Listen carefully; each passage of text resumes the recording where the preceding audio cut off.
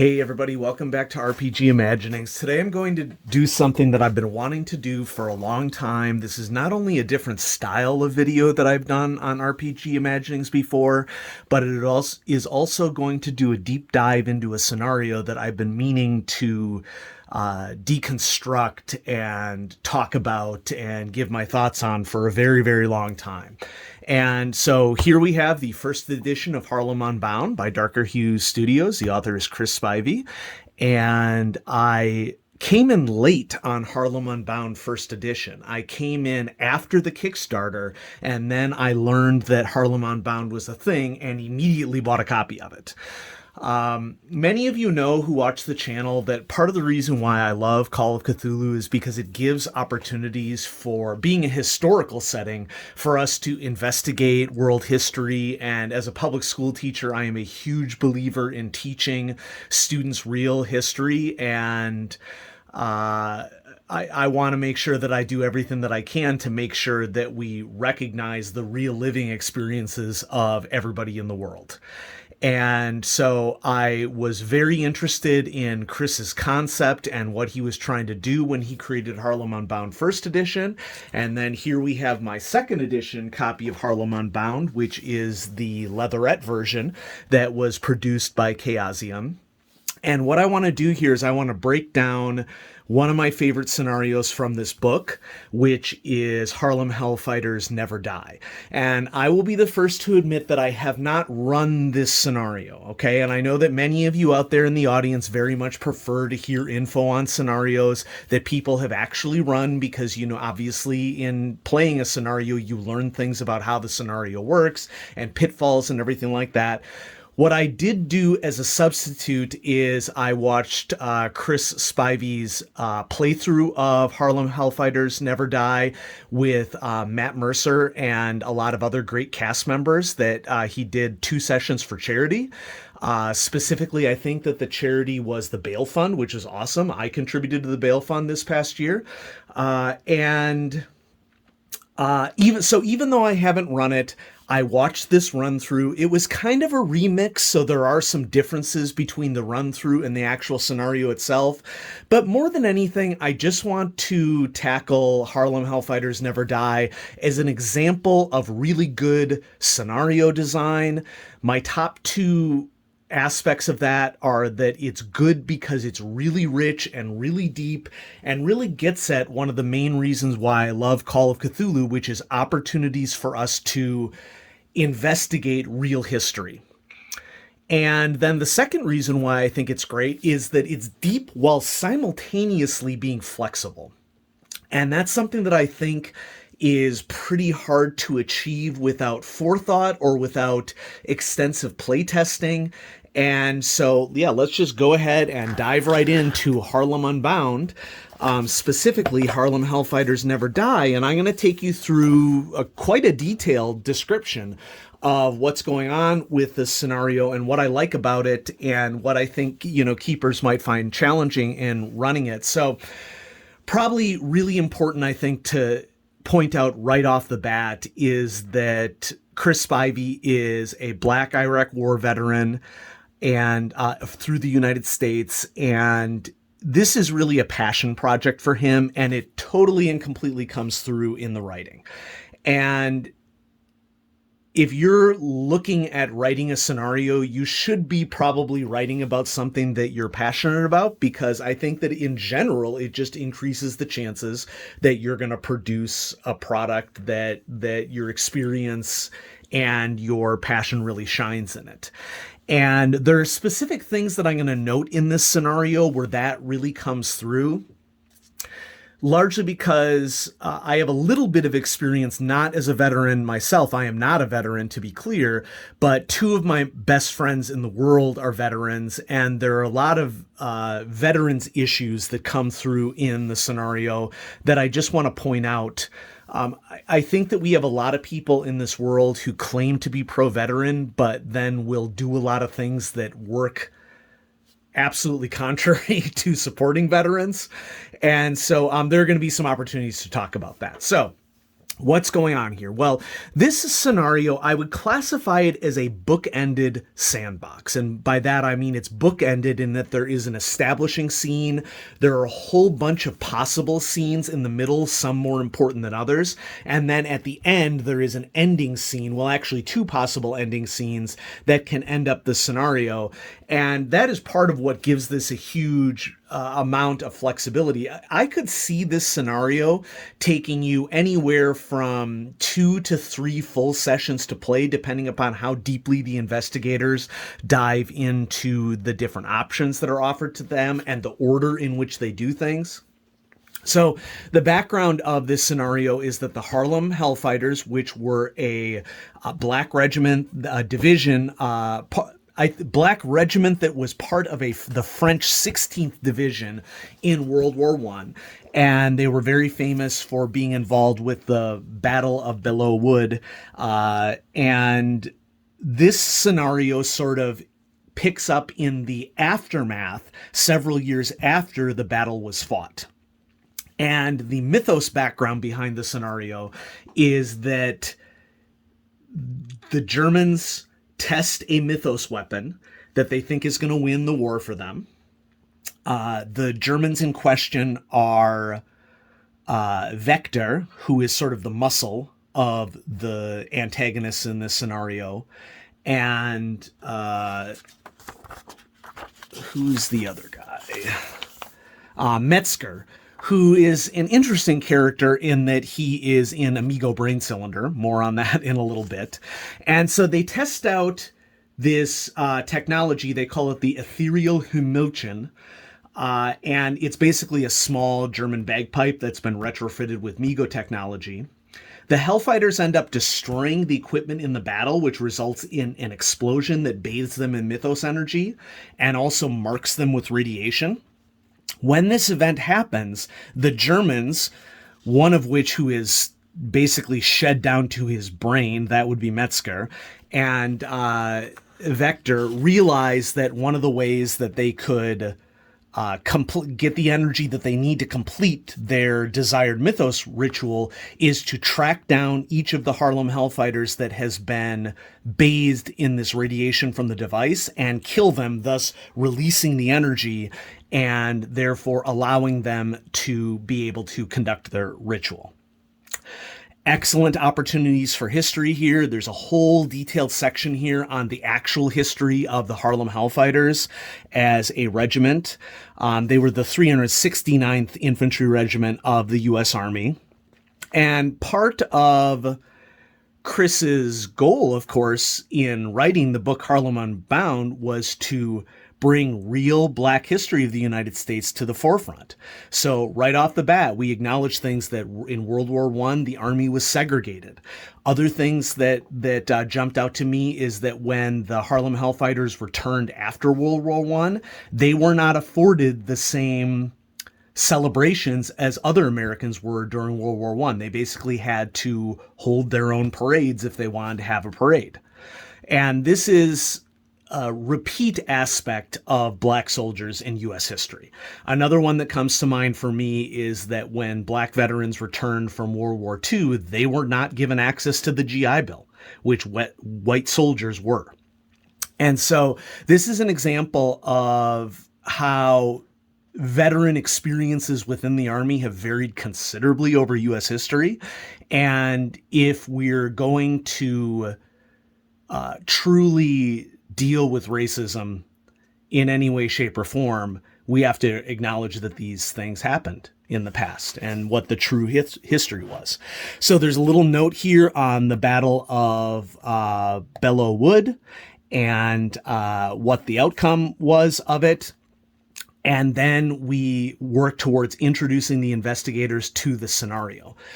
There are a lot of extra aspects of Harlem that are included with the scenario. And so one thing that I have to be careful that I should mention with this scenario is that in addition to the Black veteran experience that is part and parcel to the scenario, there is also a lot of setting discovery that is present here. Specifically, Chris has done a really, really good job of building in specific aspects of Harlem as a setting that players can investigate and learn about. There is also significant social challenge in this setting, specifically in Black veterans dealing with white police officers, dealing with the Ku Klux Klan, dealing with society in general. And so any of you who have read Harlem Unbound know that there is a mechanic, the racial tension modifier that Chris has built into Harlem Unbound, basically making social skills immediately more difficult if you are have an investigator and an NPC, that there is a power imbalance between a black investigator and a white NPC, or a white investigator who is associating with black investigators and dealing with white NPCs. So next section of the scenario is, of course, as is common for Call of Cthulhu in the 7th edition, Dramatis Personae. Samuel Wright is a captain in the Hellfighters who eventually becomes very, very important for potentially dealing with the threat of the Germans in this scenario. Javier Jordan and James Smithson are friends that are arrested in the first scene, and it becomes an example of a really challenging tasks for investigators to figure out how to get them out of jail. And this is something that I want to talk about when we get to this scene, because I think that it defies how most role players, especially fantasy role players, would deal with a situation like this. And it's a great opportunity for white players to recognize the challenges that are inherent with just being black in America. There's a lot of additional mythos things that are included with this, including the invention of a new mythos organization, the Knights of Oroboros. And this is an example of a group that was brought to America by an Ethiopian pirate, and it eventually found a home in Harlem, and Samuel Wright, that captain, happens to be the leader of this group. Whether or not this group is named in the scenario, I think is pretty unlikely, but it could be a really good opportunity to introduce a mythos group for a Harlem Unbound setting or a campaign. Okay? There are a couple of independents who are really good sources of information for the players and to direct them from scene to scene. And then I've already talked about our two adversaries, Hans Vector, who is a living, breathing human, and Karl Metzger, who is the brains behind the operation, literally, because he is a brain in Amigo Jar. And how the scenario ends up wrapping up is really dependent upon what is discovered in what scenes in what order. And so let's go ahead and kick off with the first, I would argue, required scene of the scenario, and that is a rent party. So here we have another opportunity to learn a little bit about history. So I'm just going to read this little sidebar here because I think it's a great opportunity for us to continue to learn about what the Black experience was in U.S. history. Rent parties arose from the need to make rent, with cheap apartments being overly expensive due to white landlords doubling and tripling the prices charged to Black tenants. A 4 or 5 room apartment might be packed to capacity, frequently with 2 or 3 families living together and sleeping in shifts. And people would get a few friends together to pay for a party to help pay the bills. The rent parties cost less than going out on the town, and such parties became a second business for a lot of people who even start making business cards, calling in favors for better bands and booze, even though prohibition is in full swing. So, rent parties, rat-a-tat-tat is the first scene here, and there are some, of course, social and early clue opportunities for players to learn a little bit about the Harlem Hellfighters and what their experience was in World War I. So we have war stories right here. The action really starts when both of the main NPCs, James Smithson and Javier Jordan, exit the party. They start hearing this weird music played by the ethereal Humulchin. And what the ethereal Humulchin does is it basically is sort of like a raise the dead sort of thing.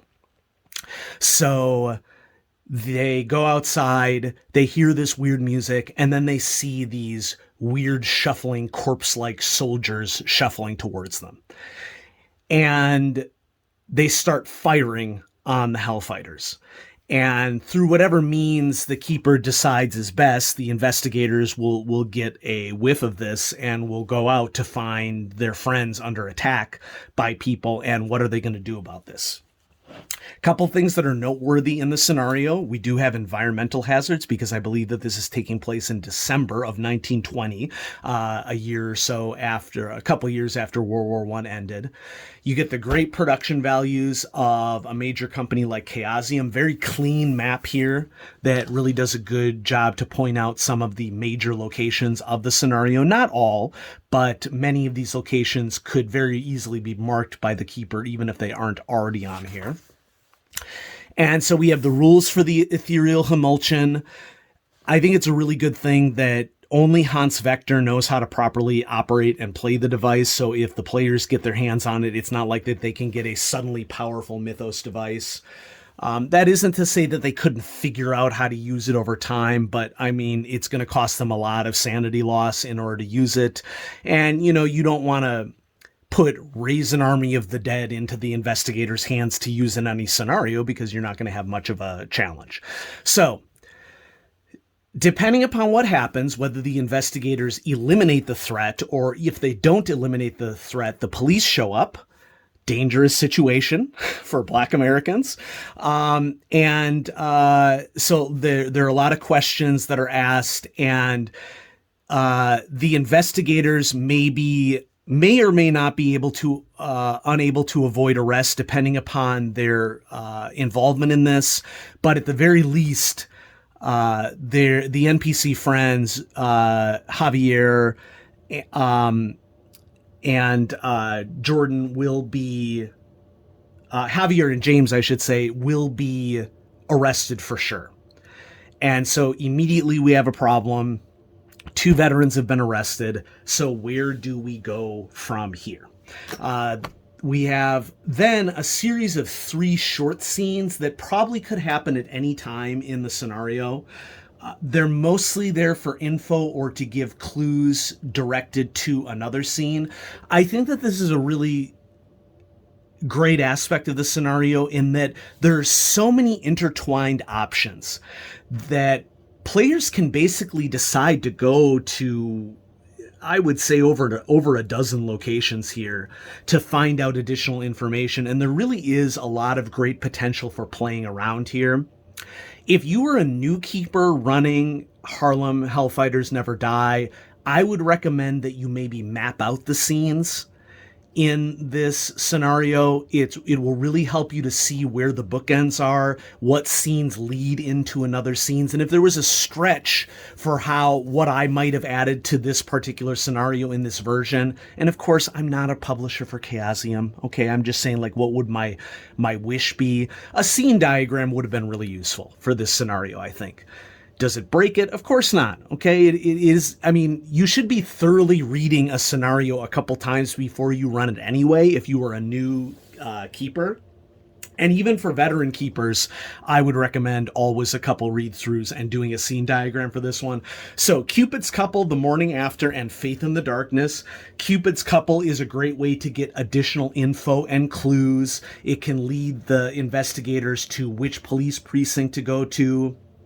The possibilities of getting some more information on Javier's old army buddies and a lawyer that they might be able to get in touch with. And then maybe go into the UNIA would be a possibility to find more about Bex Williams, who is a critical character who is also one of the Harlem Hellfighters. Morning After is a good scene for clues, specifically at the site of the party. And so if the investigators return to the site of the action, there are some options for them to learn some things at that location. And then Faith in the Darkness is also a very good info section. The UNIA stands for Universal Negro Improvement Association, and there's a street location here, and there are lots of options for specific information that investigators might be able to get that can lead them to other things. Next, we have a real core scene here in Police Station Blues.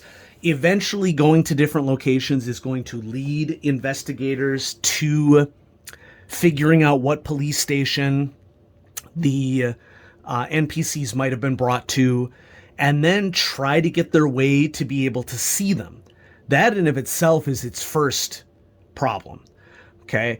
So there are, of course, social skill rolls that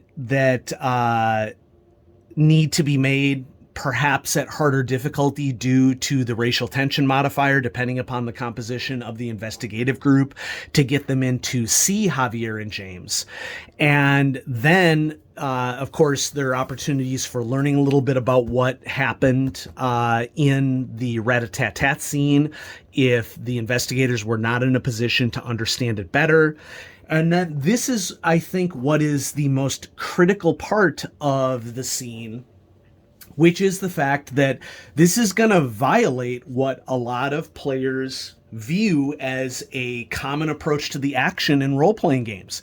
And I think that that's a really good thing, because the whole idea behind Harlem Unbound scenarios is to get players thinking about what the African-American experience is for people, and how that changes what is considered to be a logical course of action by people who might have privilege. And so specifically here, if the gut instinct of the investigators is to attempt to bust these guys out of jail, well, that isn't going to be a very useful thing to do. Basically, what that's going to do is just cause a breakdown of destruction brought on the Harlem community by white police officers, many of which in the scenario have connections to the Ku Klux Klan. Which, a huge misconception that a lot of Americans have is that the Ku Klux Klan wasn't operating in the North, and it very much was. And one might argue still very much is, under different names. And so I think that a lot of fantasy role players, their gut instinct is going to be, well, there's an obvious solution here. We break them out of jail. Yeah, you can't really do that. You're going to have to find other means to support these guys. And if you don't support these guys, within 48 hours of them contacting them, they are essentially murdered by white police and the Ku Klux Klan in this area. So one option is to attempt illegal means and figure out how to do that. I recently watched the very excellent Lovecraft Country TV series, some of the best TV that I've seen in a long time. Unfortunately, it hasn't been renewed for a second season, which is super disappointing. The creator of the series basically said that they weren't ready for a second series, but that doesn't mean that they couldn't move to a new network, because it was on HBO. So, there's hope in the future that it might happen. If you haven't read the book Lovecraft Country, I highly recommend it. But this aspect of the scenario really reminded me of an aspect of both the book and the TV series for Lovecraft Country, and what it was like to drive through Jim Crow America at any time when Jim Crow laws were in full swing. And that is that in Lovecraft Country, they're pulled over in a county in Massachusetts.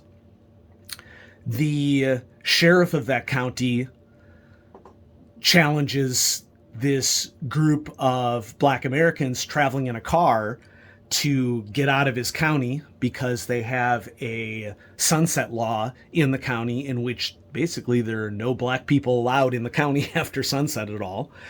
And he lets them go if they can get out of the county by sunset.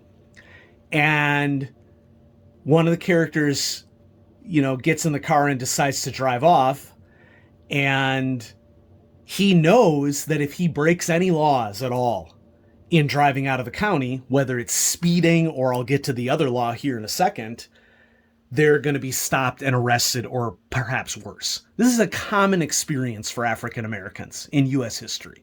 It's not fringe. It was a very common thing that happened, which is why you had the Green Book, the Negro Travel Guide that was published to give African Americans who were traveling in the United States information on where safe spaces were for them to be traveling. And this is all over the country. It wasn't just in the South. It was in the North too. And so before they pull out, the character asks, is it legal to make a U-turn in this county? And of course, the officer smiles and says, no, but I'm going to make an exception under this one case. I think that a lot of white investigators, or just white people in general, whether you're playing this game or not, wouldn't think twice about whether something as simple as a U-turn law would be something that a white police officer would leverage to try to get an excuse, basically, to arrest or physically assault black citizens. Another possibility is to go to the local neighborhood in this scenario and lead a peaceful march to the police station.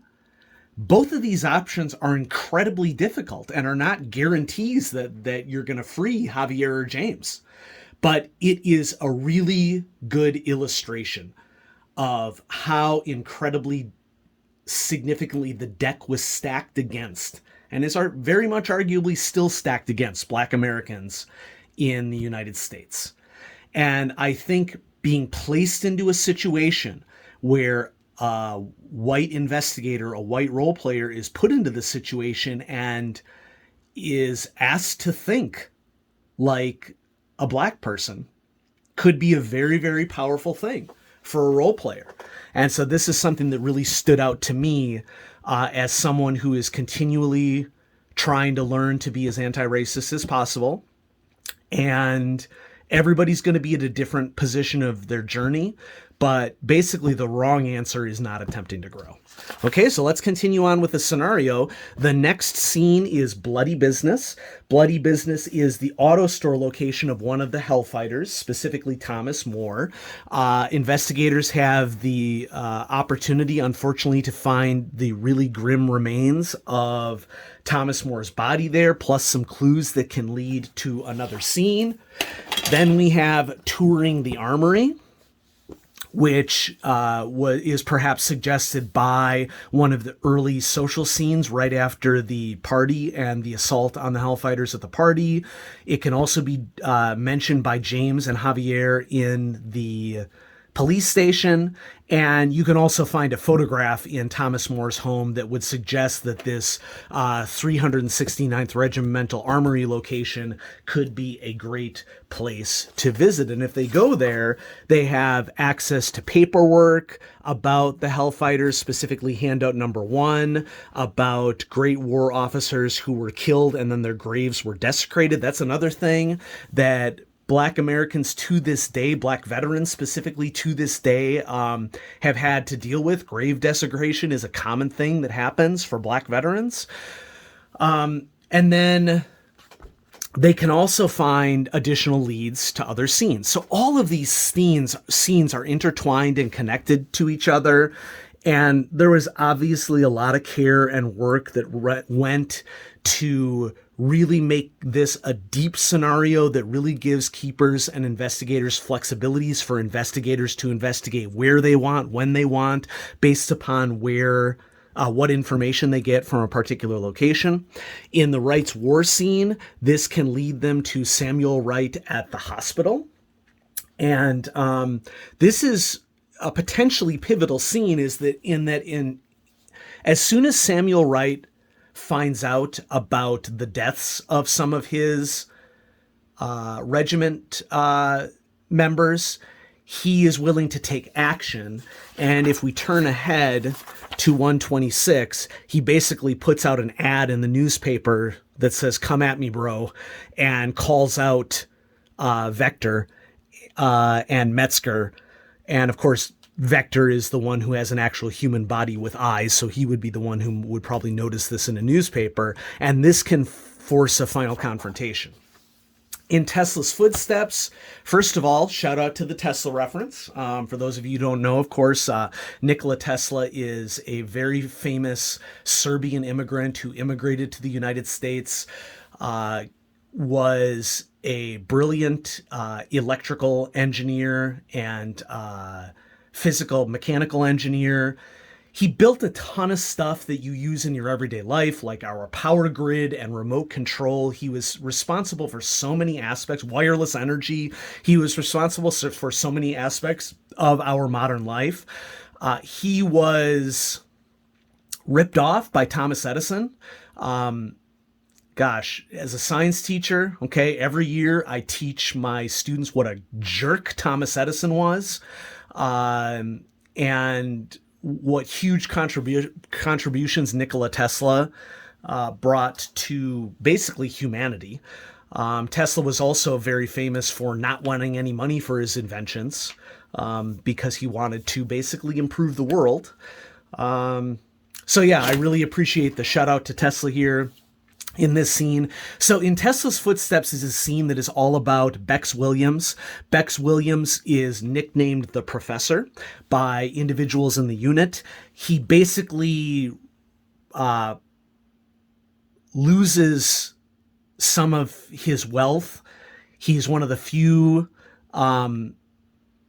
Black Americans in this scenario who has a college degree at this time, and he uses his wealth to continue to investigate the radiation associated with Bollywood and the Harlem Hellfighters, and he builds a box, for lack of a better term, that we will call the Bex box, and it's basically Migo technology that mixed with what Bex learned about what was going on from his researching and his time at Bollywood, and it can detect the radiation signature of the harmonic resonance from the Hamilton device. And so the investigators get there. Bex is dead. In the scenario that I saw Chris Spivey run, the actual play, he really made some interesting changes to this scene, and I'll talk about, what I think about that actual play here at the end. But this is an example of a scene that was definitely switched up for the remix that Chris Spivey did for charity. But if they are able to get their hands on and find the Bex box, this opens up a whole other avenue of investigation for them, in that they can take the Bex box to different locations in the scenario and attempt to detect the radiation that is present here. Knowledge, what else? I have my notes here. I just want to make sure that I don't... Nope, I think I covered everything there. Knowledge is Power takes the investigators to the New Amsterdam News, which is one of two Black-run newspapers in Harlem, and their archives can result in the investigators getting several newspaper articles. So this attack on the recruitment office and more trouble for Black veterans in Harlem. Flowers for Rocco introduces a private that is located at a recruitment office in New York. And I believe that this is outside of Harlem, but this recruitment office was one that was attacked as Vector and Metzger were trying to figure out where to find the Harlem Hellfighters. And so Flowers for Rocco is a good place to get info on that attack on the recruitment office. 3-pound brain in a 1-pound case is one of the possible scenario endings, depending upon if Metzger and Vector are defeated in this scene. Basically, this takes place at the Somerset Hotel where the two Germans are staying. There's many different things that could potentially lead the investigators to the hotel, whether they catch Vector speaking German on the street, or if they make inquiries at the New York Customs Department to see who might have brought in some weird technology that was registered, or if they use the Bex box to find radiation. If they get to their hotel room, they can find Metzger in this Migo brain cylinder. He can animate his own skeleton, which is in the closet. There can be some exchanges between the investigators, but at some point, Vector might return from his time on the street and attempt to attack the investigators. He can also bring in KKK members to rush the investigators. So this very well could be the ending of the scenario if the investigators are able to defeat Vector and Carl Metzger's animated skeleton. A second option, of course, is if Samuel Wright calls out Vector, and this would, of course, take place at the 369th Infantry Armory, and Wright would gather a whole bunch of the living Hellfighters together, and these armed veterans would attempt to take down an onslaught of the German corpses that can be animated by the Hamilton device. And so, that was a lot of stuff, and I knew that this was going to be a longer video as a result of it, but I basically just wanted to point out why I think that this is such a rich and deep scenario for Call of Cthulhu, that it goes so much beyond what characters can do in terms of investigation, but also challenges them with what a social situation is, what the African American experience was, and in many respects still is in modern times. And so there's great learning potential for learning of real history, learning of what the Black experience has been like for Black Americans. And so to round this video up, I just want to mention two things. Firstly, I wrote down some notes on my reflections on the scenario, the version that Chris Spivey ran for charity. And this was mostly in 2020. He ran it in August 2020 and September 2020. And this was immediately after the murder of George Floyd. And so it was a really good opportunity for people to recognize that, we're not going to erase history. And so what was Chris Spivey's running of the scenario like? Well, I already mentioned challenging the common heroic fantasy trope of the jailbreak and how, quote unquote, easy it is to jailbreak NPCs out of jail, that would have very severe consequences for the Black Americans who were broken out, and anybody, heck, the whole community. It could be an issue. And so that was something that I really noticed in the actual play. And I had the scenario out and was reading along while Chris was running the scenario so that I could see what was similar, what was different. He did a really good job of especially highlighting differential treatment of Black soldiers, things that I already mentioned earlier on in the video with grave desecrations and Black soldiers not being welcomed home. One big thing that stood out for me to the scenario, and I think that this is a challenge of getting actual plays out there. This was Chris's first technological attempt at using Roll20. And, there were technological problems, and it happens. It didn't really negatively influence my enjoyment of watching the scenario at all. But there was a lot of analysis paralysis in this playthrough. I can't possibly speculate as to why. But the analysis paralysis was definitely a thing. It eventually got to a point in the second session in which Chris basically had to give him a clock, because you can't go an unlimited amount of time when you're doing something online. And Chris, if you're watching, I'd be interested to hear what your reflection was on that actual play. I thought it was a great actual play, technology notwithstanding, but I just found it really interesting how much analysis paralysis there was. Now, I also do want to mention, though, that Chris did a really good job of making sure that the investigators were making decisions.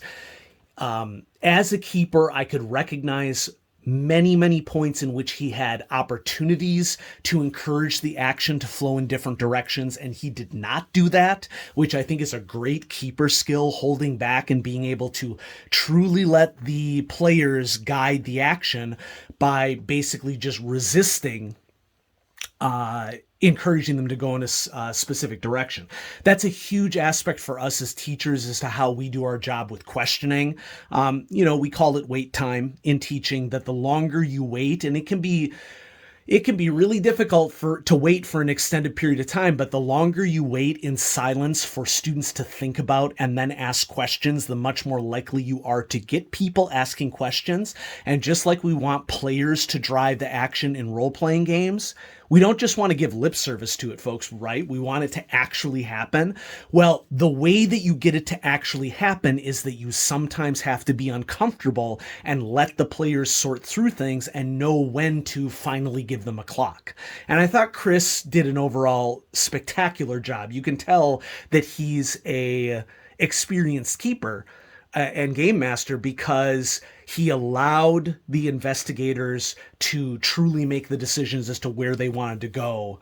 And if that meant a little bit of analysis paralysis, well, we can allow the analysis paralysis until we're out of time. And if you just push the players in a particular direction, or if we as teachers immediately ask a different question after we ask a first question, not waiting for students to think or to respond, then basically you just end up hamstringing your goals. And Chris did a really good job of not hamstringing player agency, just like we have to work really hard as teachers to not hamstring student thinking and student questioning. Now, the second thing that I want to talk about before I wrap this up is that I have two really great friends who are veterans. And we spend a lot of time talking about, the veteran experience and what it was like for them and what their experiences were. Both of these guys are white veterans, so I don't want to pretend like their experience is anywhere close to being what the experience of a black veteran would be. But I do want to note that there are, I think, some specific general benefits to people interacting with veterans as a result of playing through scenarios like this that include a lot of real issues that can be engaged on. One of the most frustrating things to my veteran friends is how in the news media and there are groups of veterans in this country that treat being a veteran as a monolith. They treat it as if all veterans and all active duty soldiers have the same political leanings, when they certainly do not. Like that there is one right answer to supporting veterans, and that is to lean politically a certain way. Okay? Very much not. Soldiers have differing political views. Okay, it is just not true that soldiers all lean towards one end of the political spectrum. And this is something that is very disconcerting to a lot of soldiers who do not have, who people are basically putting words into their mouths. And this is an example of how some people are politicizing groups of citizens in order to get outcomes that they want. And it really just isn't fair to treat any group as a monolith. And veterans in this case, treating veterans as a monolith, I think it's particularly ironic that there are certain people who work so hard to claim that they are supportive of veterans and, these people died for our freedom and they push really, really hard to get a narrative out of veteran support. But then when you look at their actions completely and totally do not support for veterans. And I'll give you two examples, things that you may have never thought about before. First thing is that, if you're voting contrary to veteran benefits, then you're not really supporting veterans at all. Okay. And yes, there are specific political parties that are much more likely to actually contribute money and to support veterans' affairs than others are. And it tends to be the opposite of what people who claim to be the biggest supporter of veterans actually are. Part of me wants to get political here. Part of me doesn't, so I'm not going to mention any specifics, but I just, if you're in the audience and you want to learn from real history, consider the possibility that your lip service that you pay to veterans needs to match your action for veterans, or you aren't really supporting veterans. Okay. And then a second big one I think that people never consider is their behavior on 4th of July. Okay. 4th of July, great. We're celebrating American independence. Okay. Whenever you light really loud explosive fireworks, you may very well be triggering veterans in your area. Okay. One of my friends was Army cavalry, and loud noises are really, really difficult for him. You don't need explosive fireworks to celebrate American independence. And whenever you're lighting off explosive fireworks, I'm sorry, but you're triggering veterans and you're not supporting them. So I'm not telling you what to do, okay? But I'm just asking you to think about how your actions may or may not support veterans. And if you're serious about supporting veterans as human beings, rather than just using veterans as a political tool to get what you want, then you got to put your money where your mouth is. Okay? So there it is. Harlem Hellfighters Never Die. I think it is a really well-designed scenario, not just from an organizational standpoint, not just from a role-playing standpoint, but as an awesome opportunity for us as gamers to investigate social issues, to learn real history, to really challenge ourselves to recognize that the Black experience in America is not the same as the white experience in America. Whether you want that to be the case or not doesn't matter. Okay? Reality is reality. You know, one of the big ways that I coach teachers is that you have to meet students where they are, not where you wish they were. And if you have particular wishes or hopes for students or wish things did or did not happen, that's fine. You're entitled to your thoughts, but ultimately your action is what's going to help students. And as a professor of education, one of the huge things that I do for new teachers is to get them questioning what frustrates them about their jobs and how they can take meaningful action to help students. And so, yeah, there it is. This is obviously a longer video, and so if you're still here, thanks for sticking around. I think Harlem Hellfighters Never Die is a great scenario, and I would really encourage you to check out the second edition of Harlem Unbound for Call of Cthulhu by Chris Spivey. It's an awesome supplement, and it has some great games for you to run in there. Thanks for watching, everybody. Have a great day.